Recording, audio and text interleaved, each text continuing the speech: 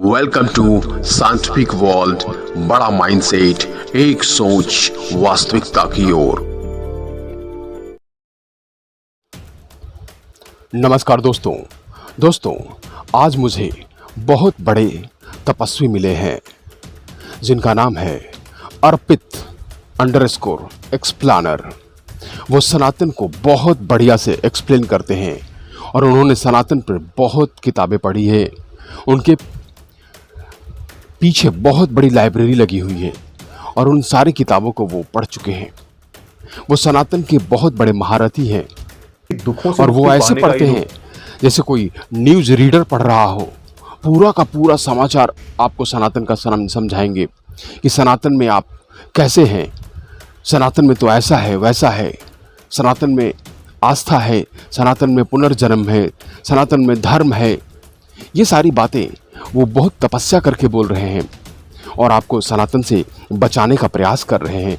आइए देखते हैं वो क्या क्या महान वैज्ञानिक शब्दों का उपयोग कर रहे हैं और उनके शब्दों से आप बिल्कुल आप सनातन से नफरत करने लगेंगे और सनातन से बहुत दूर चले जाएंगे। और वो सनातन से बहुत दूर चले गए हैं, वो शायद कोई धर्म बनाने वाले हैं। ऐसा लगता है उनको देख के कि वो कोई महान धर्म का संस्थापक बनेंगे। आइए देखते हैं। दुखों से मुक्ति पाने का ये जो मेथड दिया गया है, इसकी शुरुआत दुखों से मुक्ति पाने का मेथड देख लीजिए। ये मेथड बता रहे हैं, सनातन में मेथड है। सनातन में हमें पता ही नहीं था कि कोई मेथड भी यूज किया है, दुखों से दूर होने का कोई मेथड यूज किया है। ऐसे महान शब्दों का उपयोग इनके प्रवचन में मिलेगा। शुरुआत कई सारी प्रीजम्पशंस, प्रीसपोजिशंस के साथ। प्रीजम्पशन, भाई साहब, प्रीजम्पशन है सनातन में, प्रीजम्पशन भी है, पूर्वानुमान भी है, सपोजिशन भी है, अनुमान भी है। भाई साहब, शब्दों का ज्ञान देखिए। सपोजिशंस के साथ होती है। इसमें फिलोसोफर भी है भाई साहब, इसमें सनातन में फिलोसोफर भी है, हमें तो पता ही नहीं था। ये फिलोसोफर भी है सनातन में, दर्शन भी है यहाँ पे भाई साहब, जो विदेशों में पाया जाता है। दर्शन शास्त्र, बड़े बड़े दार्शनिक विदेशों में हुए हैं। ये बता रहे हैं कि सनातन में भी दर्शन है, फिलॉसफी है और ये किसी काम का नहीं है भाई साहब। ये पूरा तपस्या से बोल रहे हैं, पूरा इनके पास ज्ञान भरा पड़ा है, फिलॉसफी भी है, दर्शन भी है। ब्रह्म, माया, कर्म सिद्धांत, पुनर्जन्म। असल में ये फिलॉसफी है भाई साहब, पूरा सनातन फिलॉसफी है जिसमें ब्रह्म, माया, कर्म सिद्धांत, पुनर्जन्म, ये सब पे ये तपस्या किए हुए हैं। सबके सभी शब्दों को ये आत्मसात कर चुके हैं। इनको एहसास हो चुका है कि ये सनातन के लिए बहुत बड़ा खतरा है। पुनर्जन्म, माया, मुक्ति, माया, कर्म सिद्धांत, पुनर्जन्म, ये सभी वास्तव में फिलोसफिकल घटना है भाई साहब। ये इसको फिलोसफी भी कहा जाता है, हमें पता भी नहीं था। फिलोसफिकल कॉन्सेप्ट, ये फिलोसफी शब्द तो हमने सनातन से नहीं मिला, ये हमें वहाँ वेस्टर्न से मिला है। और ये बता रहे हैं कि सनातन में भी फिलोसफिकल शब्द हैं। क्या बात है, तब में फिलोसफिकल देखिए भाई साहब, कॉन्सेप्ट भी है भाई साहब। वास्तविकता का कोई सबूत नहीं, और अगर सबूत नहीं है तो जाहिर है कि फिर आपको इन पर आस्था रखनी पड़ेगी। और आस्था में तो महारत हासिल कर चुके हैं भाई साहब। देखिए, आस्था के बारे में कुछ बोल रहे हैं, वो फिर आपको झेलने पड़ेंगे। आस्था चूंकि अंधी होती है भाई साहब, पूरी अंधी होती है आस्था, पूरी अंधी है। आपको ये जान लेना पड़ेगा, ये आस्था कहीं मत रखिएगा। आस्था पूरी अंधी चीज है। चाहे आप अपने माता पिता में आस्था रखते हो, चाहे किसी देवी देवता में आस्था रखते हो, चाहे किसी किताब में आस्था रखते हो, चाहे गुरुजन में आस्था रखते हो, यह आस्था बहुत बेकार चीज है। चाहे मित्रों में आपकी आस्था होगी तो समझिए कि बहुत बेकार चीज है। आस्था आपको अंधविश्वासी बना देता है।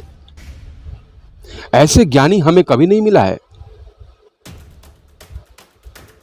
वो फिर आपको झेलने पड़ेंगे। आस्था असल में आपको एक वल्नरेबल कंडीशन में, वल्नरेबल कंडीशन है भाई साहब, वल्नरेबल। बाबा रे बाबा, इतने बड़े बड़े शब्दों का उपयोग हमने कभी नहीं देखे हैं। ये महान तपस्वी कहां से आए हैं, ये बता रहे हैं।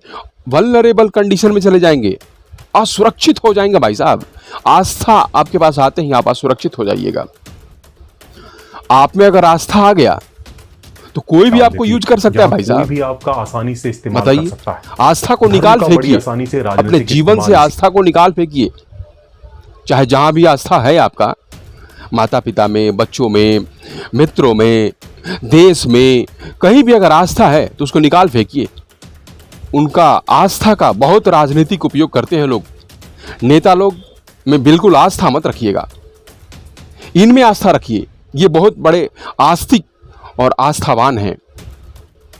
लोगों को, भीड़ को मिसयूज किया जाता है। पता है क्योंकि आस्था का इस्तेमाल करके लोगों की भीड़ को आज्ञाकारी भीड़ बन जाती है भाई भीड़ों साहब। में बदला जा सकता आस्था अगर है। है अपने दिमाग से तो कम वो बल्कि आज्ञाकारी अपने भीड़ बन emotion से जाती ज्यादा है चलती है। और वो बहुत अच्छे अच्छे काम करने लगती है। अगर आस्था हो गया तो अच्छे अच्छे काम करेंगी, लेकिन आस्था को मत अपनाइएगा।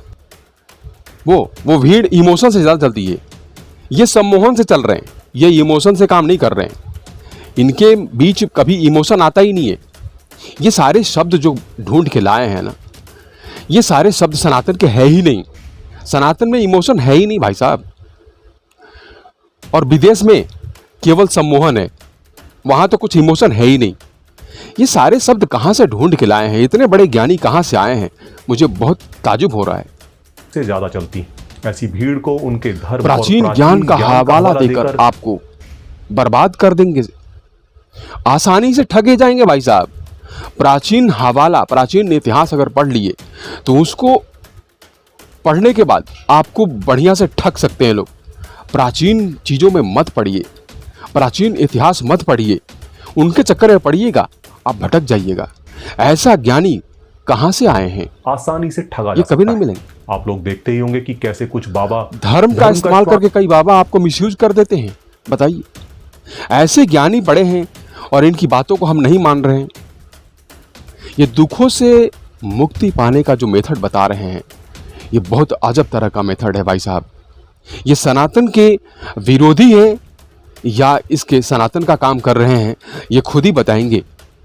इतना ज्ञान कहां से लाए हैं? ये सनातन से सीखे हैं या सनातन से बाहर से लाए हैं? अगर सनातन न होता तो इतना ज्ञान कहां से ये लाते? शायद ये सनातन के वजह से इतना कुछ सीख पाए हैं और ये सनातन पर ही बोल रहे हैं और सनातन से बाहर कुछ भी नहीं बोल रहे हैं। आस्था, धर्म, पुनर्जन्म, ये सारी बातें सनातन से है और बचने के लिए उसी से कह रहे हैं। भाई साहब, थोड़ा सा सब्र होकर के सनातन के बारे में सुनिए, समझिए और तपस्या कीजिए और फिर से सनातन पर ज्ञान दीजिएगा। सनातन से बड़ा कुछ भी नहीं है। आप भ्रम में पड़ गए हैं।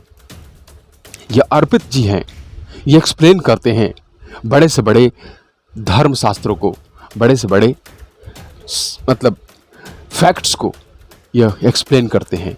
अर्पित एक्सप्लेनर हैं ये और इनसे बचने की ज़रूरत है, क्योंकि इतना भयंकर एक्सप्लेनर अगर हो, इतना बढ़िया रीडर अगर मिल जाए, बहुत बढ़िया रीडर पढ़ते हैं, चश्मा के पीछे से बहुत अच्छा से रीड करते हैं, ये बहुत बढ़िया रीडर है। इनका जो ज्ञान है ना, मतलब अनमोल है। इनकी तपस्या बता रही है, इनकी किताबें पीछे जो लिख रखी हुई हैं बहुत कुछ बता रही है। इनसे बचिएगा या इन्हें बचाइएगा, तो इन पे कुछ काम कीजिएगा। इनकी बातों को कैसे मानिएगा, सनातन से कैसे बचिएगा, ये सब कुछ बता रहे हैं। और इनके चैनल पर जाकर कुछ समझिएगा कि सनातन से कैसे बचना है। ये बहुत बड़े तपस्वी हैं भाई साहब। जय हिंद, जय भारत।